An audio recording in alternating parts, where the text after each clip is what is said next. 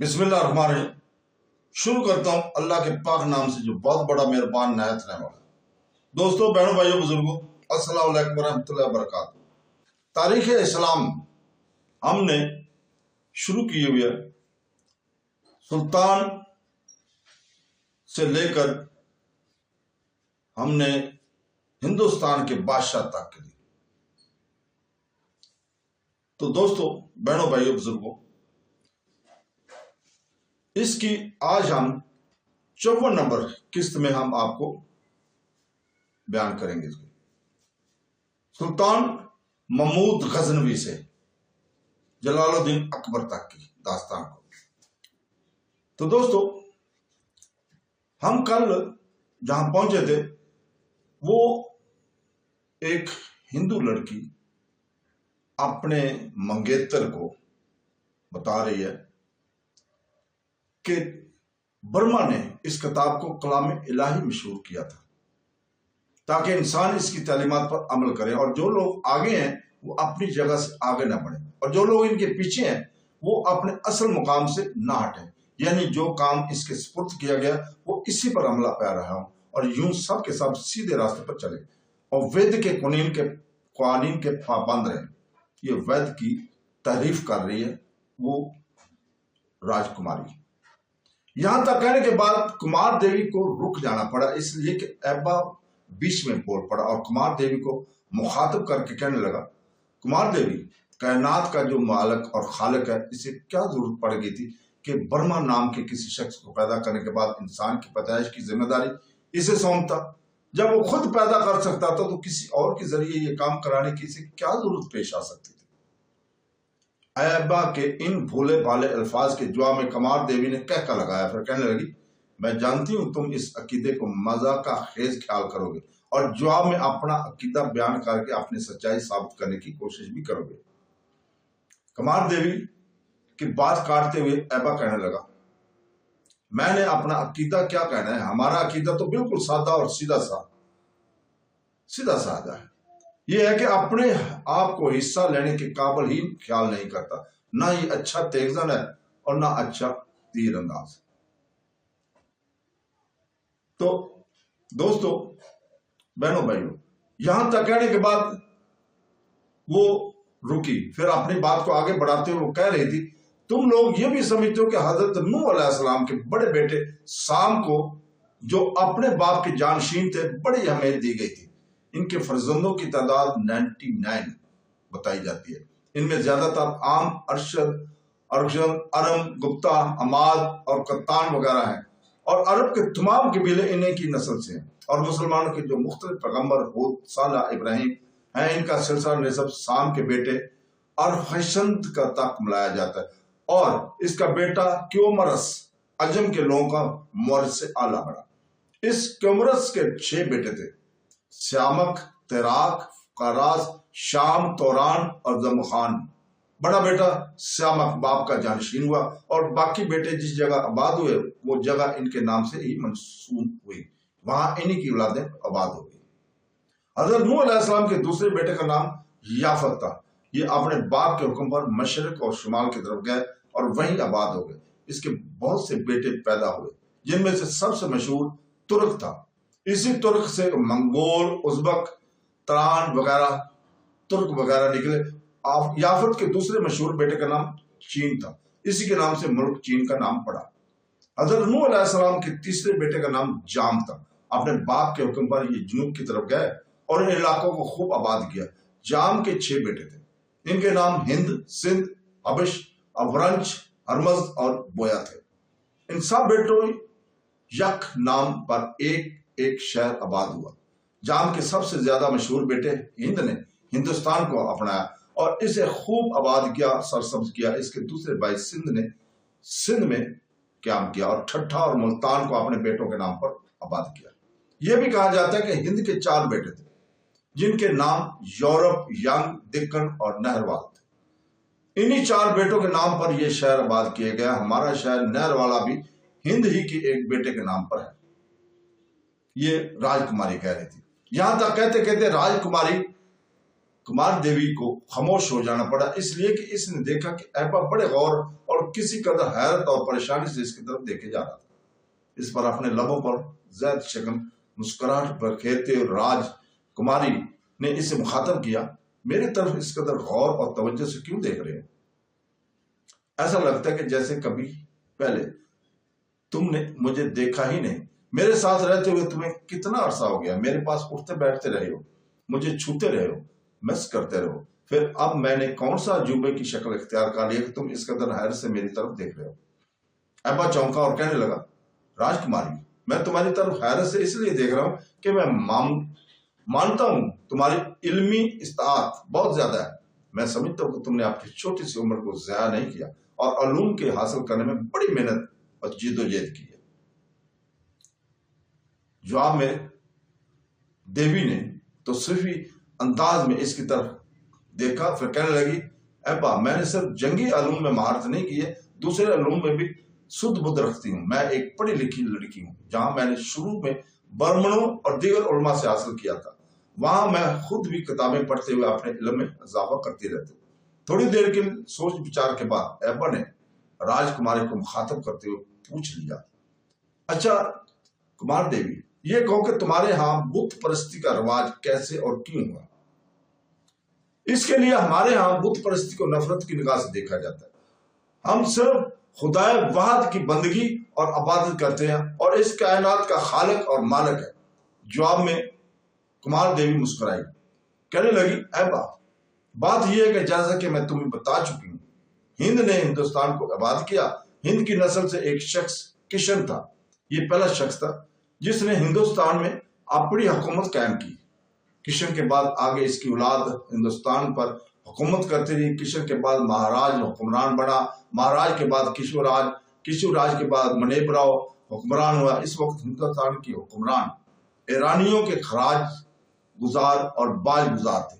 मनेबराय से एक गलती हुई। ईरान में जब साम बिन नरिमान का इंतकाल हुआ तो मनोचाहर हुक्मरान बना। इसके दौर में ईरान की सुल्तनत में कमजोरी पैदा हो गई। ईरानी के बादशाहों के पुराने दुश्मन अफरासियाब ने मौका से फायदा उठाया और ईरान पर हमला करके गलबा हासिल कर लिया। इस वक्त मुनीब राय ने साम बिन नरिमान और मनोचाहर के असानात को फरमोश करते हुए पंजाब पर हमला किया और इसे जास बिन साम के कब्जा से निकालकर अपने तसर्रुफ में ले आया और जलंधर को भी पाया तख्त बनाया। हालांकि इससे पहले यह इलाका ईरानियों के कब्जा में था, क्योंकि अमर साहब ईरानियों का दुश्मन था और ईरान पर हमला आवर होकर इसने ईरान पर कब्जा कर लिया था। लिहाजा मुनीब राय ने दूसरी गलती यह की कि इसने बहुत से नादर त्वैब के साथ एक एलची को अफर शाह की खिदमत में भेजा और इससे दोस्ती के अहद पैमान किए। अफर साहब से लेकर ईरान के अगले बादशाह केकोबाद तक पंजाब हिंदुस्तान के राजाओं के कब्जा में रहा। लेकिन जब मशहूर जमाना रुस्तम पहलवान अपने बाप दादा के वर्षा सरदारी पर पहुंचा तो इसने पंजाब को वापस लेने के लिए हिंदुस्तान पर हमला किया। मुनीब राय रुस्तम का मुकाबला न कर सका, तरहट के कोस्तानों की तरफ भाग निकला। जब रुस्तम ने पंजाब, सिंध और मुल्तान फतह करके तरहट के अजम को मुनीब राय वहां से भागकर दूसरे कोस्तानों की तरफ चला गया। इसके बाद फिर कभी इसे खुशी का दिन देखना नसीब ना हुआ और फिर वो इसी जमाने में इंतहाई रंजो गम के साथ इस दुनिया से कूच कर गया था। रुस्तम को जब मुनीब राय की मरने की खबर हुई तो इसने इसकी औलाद में से किसी को भी हिंदुस्तान के इलाकों का हाकिम मुकर्रर नहीं किया, क्योंकि मुनीब राय की बदअहदी, बेवफाई और इसकी निगाहों के सामने थी। इसे सामने रखते हुए इसने लाखों के जो मुनीब राय से वापस लिए थे एक शख्स सूरज को हाकिम मुकर्रर किया और खुद ईरान वापस चला गया था। सूरज ने हिंदुस्तान में अपनी हुकूमत को बहुत मजबूत और ताकतवर बनाया और अजीम और शान सुल्तानत कायम की। बंगाल से लेकर दिक्कन तक इसकी हुकूमत थी। सूरज के दौरे हुकूमत में झारखंड के कोस्तानी सिलसिले में एक ब्राह्मण इनकी खिदमत में हाजिर हुआ जो जादू टोने में बड़ा माहिर था। झारखंड का यह इलाका दरिया सून के दाएं किनारे का इलाका था जो अब बखरगंज और छोटे नागपुर में शामिल है। इसी ब्राह्मण ने थोड़े ही अरसे में राजा की निगाह में बड़ा असर और सुख हासिल कर लिया था। इस ब्राह्मण ने राजा सूर्य को बुत परस्ती की तालीम दी اور اسی برہمن کی وجہ سے راجہ سورج کے دور سے ہندوستان میں بت پرستی کی وبا پھیل گئی تھی۔ اس برہمن کے راجہ سورج کے پاس آنے سے قبل ایران سے بھی ایک شخص ہندوستان آیا۔ اس نے یہاں کے لوگوں کو آفتاب پرستی کی تعلیم دی، سورج پرستی کی۔ اس کی تعلیم کو بہت فروغ حاصل ہوا، یہاں تک کہ وہ ستارہ پرست لوگ بھی آگ کی پرستش کرنے لگے، آگ کی پوجا کرنے لگے تھے۔ لیکن اس کے بعد اس برہمن کی وجہ سے بت پرستی کا رواج ہوا، تو یہی طریقہ سب سے زیادہ معروج ہوا اور مقبول ہوا۔ بت پرستی کو اس درجہ قبولیت اس باب سے ہوئی کہ اس برہمن نے راجہ کو اس بات کا یقین دلایا تھا کہ جو شخص اپنے بزرگوں کی سونے چاندی یا پتھر کی مورتیاں بنا کر اس کی پرتشت کرتا ہے، پوجا کرتا ہے، وہ سیدھے راستے پر ہوتا ہے۔ اس عقیدے کو لوگوں نے اس حد تک اپنایا کہ ہر چھوٹا بڑا اپنے بزرگوں کے بت بنا کر ان کی پوجا پاٹ کرنے لگا۔ خود راجہ سورج نے بھی دریائے گنگا کے کنارے کنوج نام کا شہر آباد کر کے وہاں بت پرستی شروع کی۔ رعیت نے بھی اپنے فرما بروا کی تقلید کی اور ہر کوئی اپنی استطاعت کے مطابق بت پرستی میں مبتلا ہو گیا۔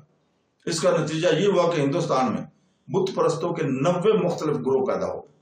راجہ سورج نے چونکہ کنوج کو اپنا دارالسلطنت بنا لیا تھا، اس لیے شہر کی آبادی میں بہت اضافہ ہوا، یہاں تک کہ شہر کا پھیلاؤ 25 کوس تک بڑھتا چلا گیا۔ راجہ سورج کی مدت حکومت 250 برس تھی، اور اس 250 برس میں اسی راجہ نے بت پرستی کو اپنے عروج پر پہنچایا تھا۔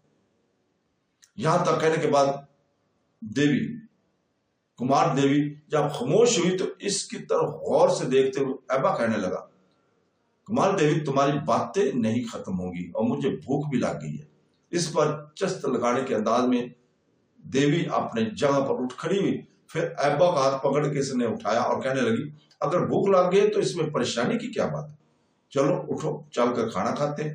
اس کے ساتھ ہی دونوں اس کمرے سے وہ نکل گئے۔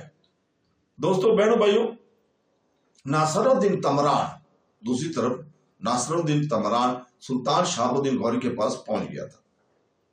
ملتان اور اچ دونوں شہروں کو جو حالات اس نے دیکھے تھے وہ اس نے سلطان شہاب الدین غوری سے بیان کر دیے تھے۔ اس کے ساتھ ہی ایبا کے نہر والا چلے جانے کی پوری داستان بھی سلطان سے بیان کر دی گئی تھی۔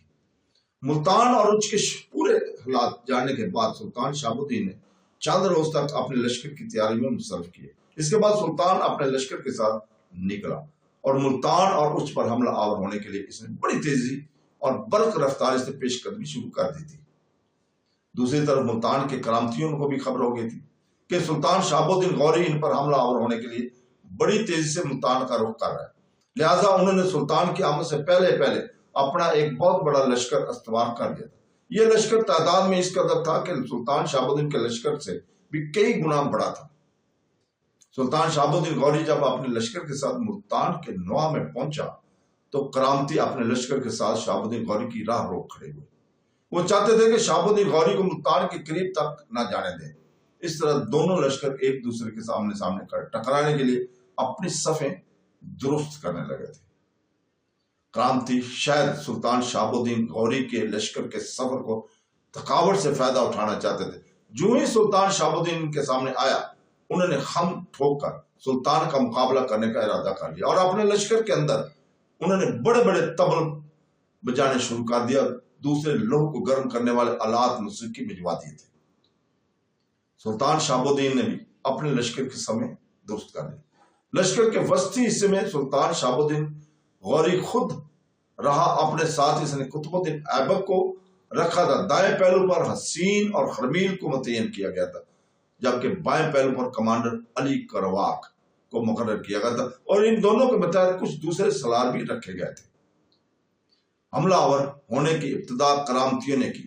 شاید وہ اپنے لشکر کی کثرت سے فائدہ اٹھاتے ہوئے سلطان پر ضرب لگا کر اپنے لشکریوں کا حوصلہ بلند رکھنے کا تہیہ کر چکے تھے، لہذا اپنے لشکر کو انہوں نے آگے بڑھایا۔ پھر وہ سلطان شہاب الدین غوری کے لشکر پر طاقت کا منظرہ بنتے آندھیوں کے چکڑوں، موت کے سندیسے بنتے ریت کے بغلوں کی حشر سامانیوں، عداوت کی آگ کھڑی کرتی رقیبوں کی رقابت اور ظلم کی داستانیں رقم کرتی حریفوں کی حرافت کی طرح وہ ٹوٹ پڑے تھے۔ دوسری طرف جس وقت کرامتی سلطان شہاب الدین کے لشکر پر حملہ آور ہو رہے تھے، اس وقت سلطان، اس کے سالاروں اور لشکریوں نے ہواؤں کی شاہ زوری اور بادلوں گن گھچ کی طرح تکبیریں بلند کی، اللہ اکبر۔ اس کے بعد سلطان، اس کے سالار اور اس کے لشکری بھی بدن کی تہ تک کو ادھیڑ دینے والی آگ کے لپٹوں کی گورکھ تندوں، روح میں درد و علم کے طوفان کھڑے کرتے نفرت کے اولناک چکروں اور وقت کی نبض تک کو برہم کر دینے والے آتش اور آہن کے سیل کی طرح کرامتیوں کے لشکر پر حملہ آور ہو گئے تھے۔ تو دوستو، حملہ آور دونوں لشکروں کے اس طرح ٹکرانے سے ملتان کے نواح میں حشر انگیزیاں، ظلم آرائیاں اور آہ و فنا کے ہنگامے کھڑے ہو گئے تھے۔ دوستو، ہم اسی جگہ پہ رکتے ہیں، کل ہم اسی جگہ سے شروع کریں گے۔ کل تک کے لیے اجازت، اللہ حافظ۔